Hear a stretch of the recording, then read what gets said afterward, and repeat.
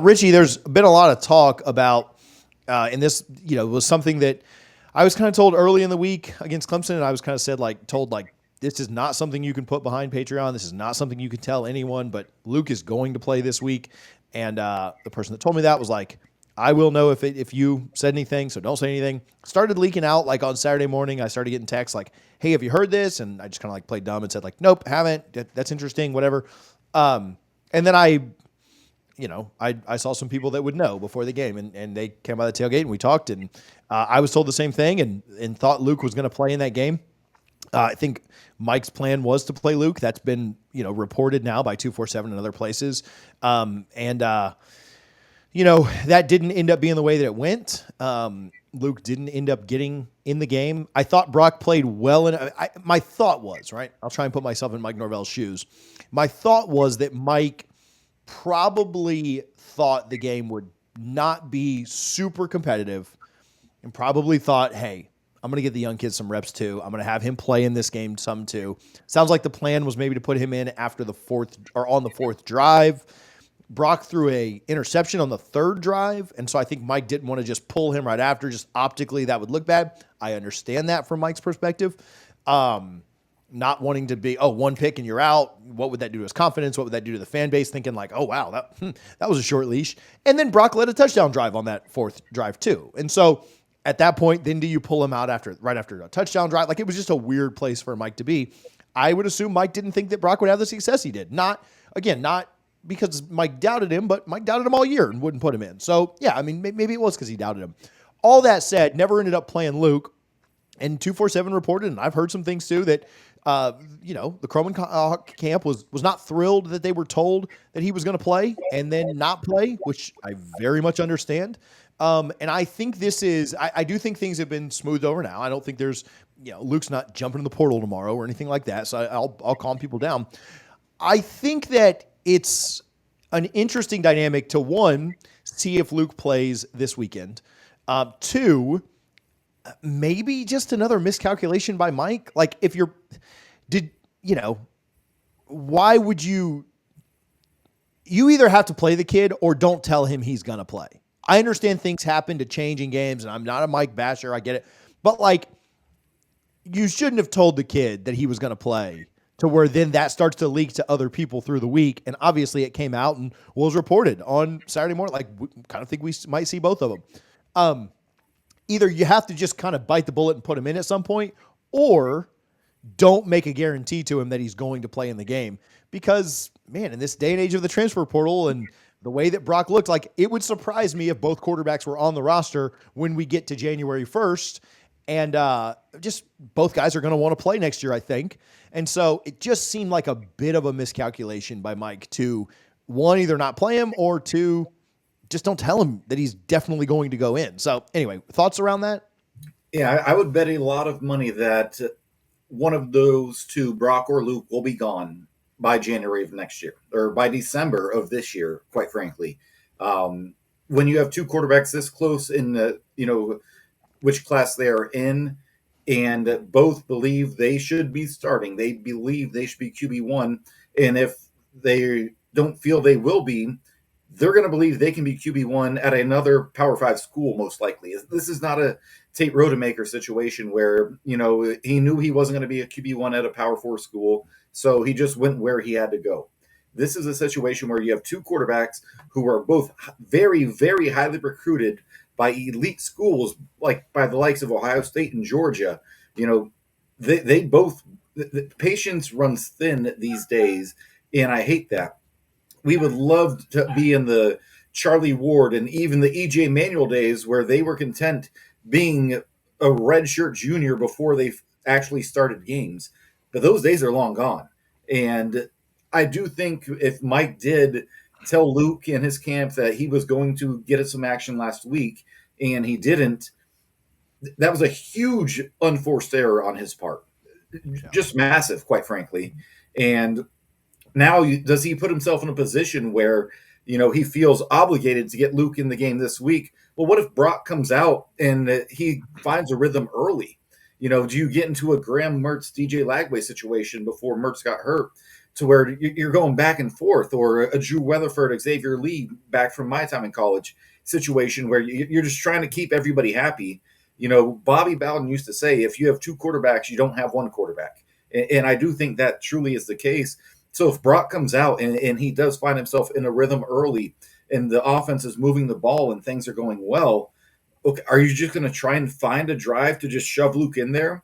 And what happens if he throws an interception? What happens if he leads a phenomenal drive? You're just inventing more problems for yourself as a head coach, as a play caller, as the offensive mind of the team. That's what I worry about. I think Brock is the most likely person to be the future next year. You need to stick with him throughout. But yeah, it was a huge misstep if Mike told Luke in his camp that, hey, we're going to get you in the game this week against Clemson, and he didn't, just because of the way things are playing. That's a massive issue, and that would be ultimately on Mike for really miscalculating things. I also think when you look at Ian Weatherford and you look at Tebow and Leak and you look at Lagway and Mertz, and those guys were such different skill sets that you can kind of get away with it with that, right? Like a mobile guy or a bruiser and a pocket guy. Not that Luke or Brock are just like strictly pocket guys. I think they both, move well enough. But when you just have two guys that are essentially like, I don't want to say the same guy. Like I'm not just trying, they're all the same. But like they're kind of the same type of quarterback. Like I don't know that you need to, like with Lagway, at least you introduce his legs. He's a phenomenal, like he is a phenomenal talent. And so yeah, I don't, it's an unforced error. You didn't have to tell him like, hey, you're playing in this game situation. Yeah. Yeah. You didn't need to, and again, with the flow of the game, I'm not necessarily saying that it would have been easy for Mike to put it in, but the easiest thing to do would have been to not make promises that you can't cash. Like that would have been the easy thing to do. Hey man, if the situation presents itself, we'll try and get you some a series or two. We'll try and get you in the game. We'll see how the game goes. But yeah, like and at this point, so I will tell you this: I don't care about the red shirt at all. Like if Luke's good enough, he ain't gonna be here for 5 years, right? Like either he's good enough and only gonna play here for 3 or 4, or he's not good enough, he's gonna transfer out, or Mike's gonna get fired, he's gonna transfer out. Like whatever. Like to me, it would be shocking if the red shirt mattered at all. So that part I don't care about at all. Quarterbacks, wide receivers, cornerbacks now, I don't really care about red shirts. Offensive linemen, defensive linemen, I kind of do more. But I don't care about the red shirt one bit at all. Like if Luke's our quarterback in, what would that be? 5, 6, 7, 8. 20, if Luke's our quarterback in 2028, we've passed Oregon in the NIL category to like keep him from going to the NFL. Right? Like that's just not realistic. So I don't care about the red shirt, but I do. Again, Brock, and at this point, Brock has shown you, now more film is on him. Maybe it's easier for other defenses, but Brock has shown you against the best defense you're going to see for the rest of the year that he can get it done. And so if he struggles in any game, you're going to put, and I want to see Luke. Like, don't get me wrong, as a fan, I want to see what you got. But are you going to take Brock out? Like a guy who's already shown you, like in the biggest moment, against a quality Clemson team that he can get it done, you're going to take him out? No, he throws 3 picks in the first half against Duke. I'm sure Luke will start the second half. Like, I have no, but like if he's playing well, man, it just, again, this staff and Mike Norvell, I've said this staff before, and people have yelled at me for saying it's Mike's fault. It's not the staff's fault. Okay, well, yeah, Mike can wear this. Mike, Tony, Alex, whoever kind of makes the decisions at the end of the day on who's going to be on the field on offense, it just felt like they flubbed that. And again, I'm not super concerned right now about, I don't think Luke's about to, I feel pretty good about where things sit right now. And so that's not really my concern. My concern is just like, man, do we read the room well for anything? And I like Mike. This is not firing Mike over a QB decision, but like we really struggle to just do anything well. And again, if you're going to tell a kid that like, hey, you're going in on this drive, it was supposed to be the 4th drive, just put him in on the 4th drive.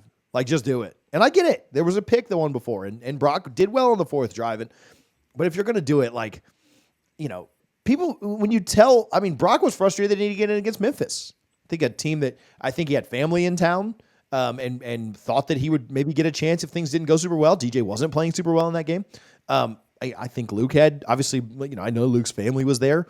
And, when you tell a kid, like, hey, you're going to get in, you're going to play against Clemson and inside of Doak Campbell Stadium for an 8 p.m. kickoff, more people show up, more family comes in. Like that's how it works. You could tell my daughter she was playing a softball game, I would go. Like that's just how that works. Like so, yeah. Again, I don't know what Mike does from here, right? I mean, I would stick with Brock until he started to struggle. I would maybe if they can win this, because I think what's going to happen, they're going to go out and play Duke this week, and if they get a big lead or down by a lot, then maybe you go to Luke. Next week, you'll probably have some opportunities to play Luke. I'd love to not to get too far into a Miami thought train, but you'll probably have some opportunities next week against Miami to put Luke in. You'll probably have some opportunities against Notre Dame to put Luke in. You'll probably have some opportunities against Charleston Southern on the other side of the coin to put Luke in. So I think Luke will get some reps. But I mean, I don't know that I would necessarily play him this weekend if Brock's playing fairly well. Anyway. So yeah, I don't know. Just hopefully we can, make better decisions, follow through on promises or guarantees or whatever we're telling kids, because I don't know, that was a little mind blowing to hear before and after the game. And if I was Luke, I'd be upset too. I'm just being very real. Like I'd be pissed. So Yeah, and if you're Vegas, Florida State has to be one of the hardest teams in the country to handicap right now because there is a lot of talent there. It just clearly has not come together.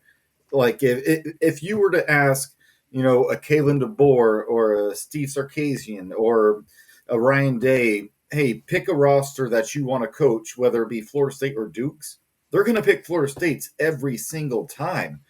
But the product on the field, 1-5 is 1-5. This is a results oriented business, and Florida State has not produced. So it's just so impossible. Like I'm not betting on another Florida State game the rest of the year, outside maybe a bet with some of my Miami or Florida buddies that doesn't involve a bookie, just because we do that every year.